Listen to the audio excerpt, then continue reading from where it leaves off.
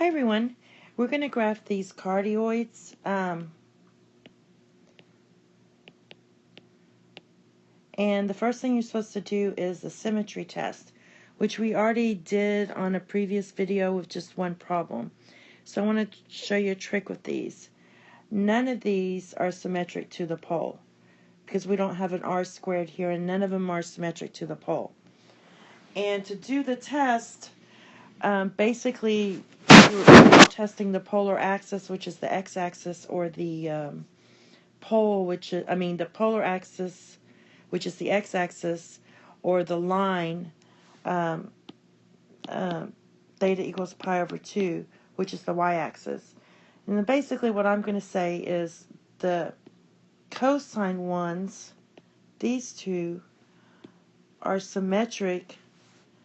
So the ones with the cosine are symmetric to the polar axis. So that way you don't have to do the test unless your teacher makes you do that. But we already did that on a previous video.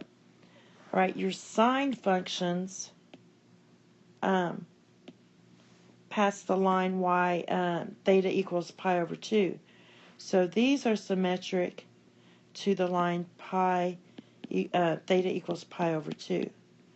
And I'm not going to do the test on these because it's just easy to see. So, and they're not symmetric to the pole. Okay, so basically, this is a short video. What I did is I went ahead and did the tables for you on all four. And here they are. These are the cardioids that are positive here. And since cosine is symmetric to the polar axis, that means it's the x-axis basically. I just put the values, my table values, from quadrant 1 to quadrant 2. On sine, since this is symmetric to the y-axis, or the line theta equals pi over 2, I did quadrant 4 to quadrant 1, or quadrant 1 and quadrant 4. And the next two, the same kind of thing. Sine is symmetric to the line theta equals pi over 2, so I did the same thing here as I did with the other slide. The cosine is symmetric to the polar axis, so I did quadrant 1 through quadrant 2. And I went ahead and did these values. You're welcome to try and plug them in the calculator if you want, and do that. So here are the graphs. On the cosine ones, they're symmetric to the x-axis, or the pole here. This is the pole. Symmetric to that. So that means it's going to flip over or reflect over this axis. And instead of it's very hard to graph on this, I'm just going to kind of put it together here and do that. Alright? And then for this one, I'm going to go ahead and, this was on this side in the quadrant 2, and I'm just going to kind of put it together. Oops, that's not good. I'm just going to put it together like this. And there it is. You can see it kind of looks like a heart.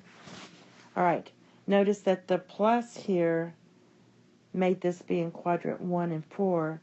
The minus was in quadrant 2 and 3.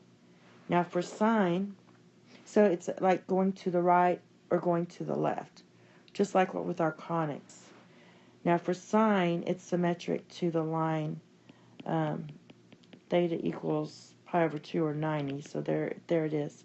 I went ahead and drew the half of it, and then you're just supposed to infer the other half, or you can do the table. So there it would be.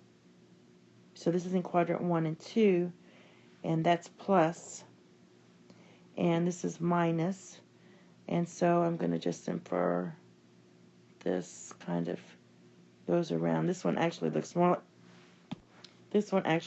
like a heart. Okay? Thank you, and have a nice day. Bye-bye.